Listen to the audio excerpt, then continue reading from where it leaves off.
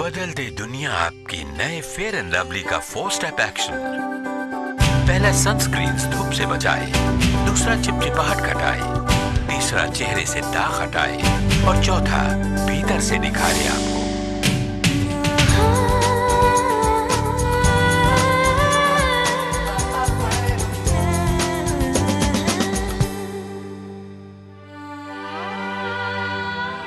बेटा, एक कॉफी मिलेगा? चेहरे पे लिखे नई तकदीर, नया fair and lovely. World is not fair, but you be fair. Let's scrub out that tan. Maintain your skin whiter and smoother. A girl is born. She's dark complexioned. You better prepare for her future. लड़का अच्छा है पर कितना काला है. She got lucky. He married her despite her dark complexion. Shocking to hear, right? But yet true. So, these are some of the most common dialogues we get to hear every day in our life, and this is happening from years and generations coming. When we started studying this topic, we were shocked by seeing that these are the changes happening to Indian culture due to a lot of atrocities of other rulers, and we thought we need to answer the next question.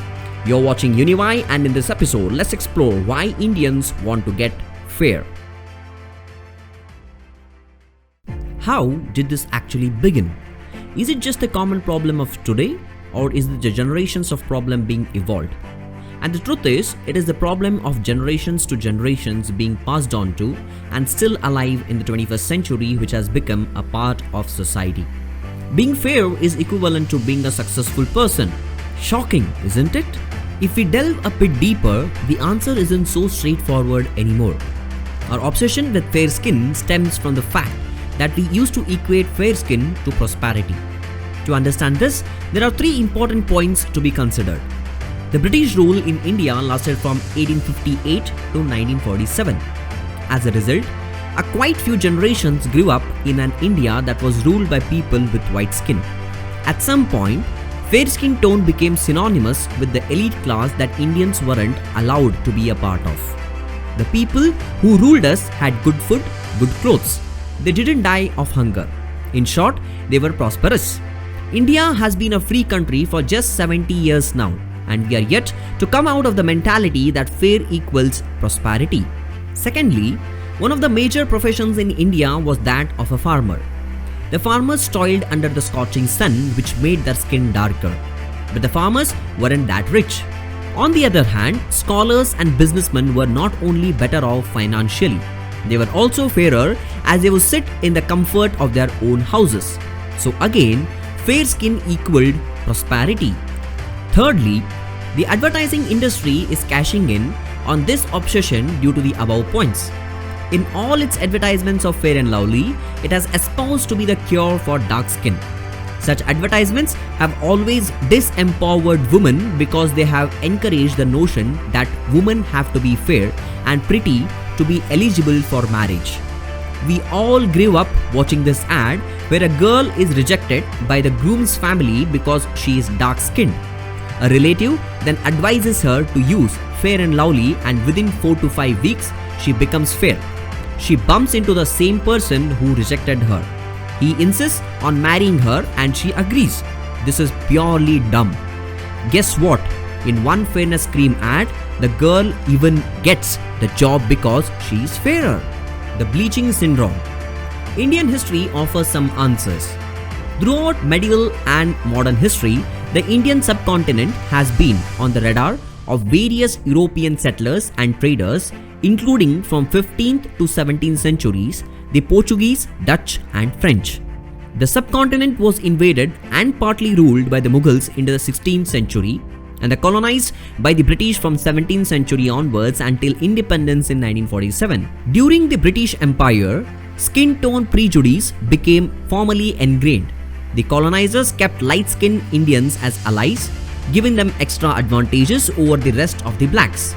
The British East India Company even named their settlement at Fort St. George as White Town and their Indian settlement as Black Town.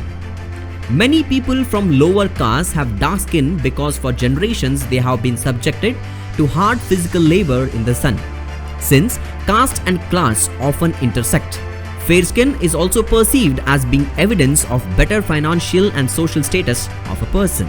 Women have passed on similar age-old wisdom to attain fairness for generations. Apply gram flour, milk and turmeric on her face daily. North Indians are typically lighter skinned than South Indians who live in a hotter climate. Colorism exacerbates this geographical divide. Colorism has also a pervasive impact on job and marriage opportunities. Fair people are perceived as more presentable. In 2008, the state of Maharashtra sponsored 100 dark-skinned tribal girls to train as flight attendants. Only 8 of them were eventually recruited, that too as ground staff, likely in part due to their complexion. Though colorism is often considered a colonial relic, young Indians can be just as guilty of perpetuating it.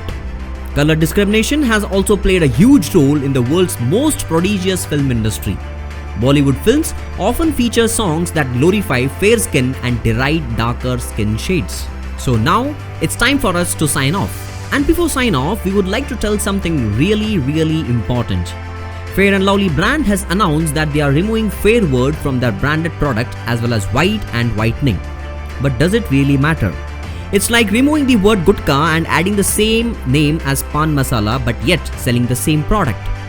But ask yourself, can we blame this as we do so many of India's ills on the British? It's true that the Brits were fond of describing races by color as black, yellow or red. But do we need to mindlessly adopt these same prejudices?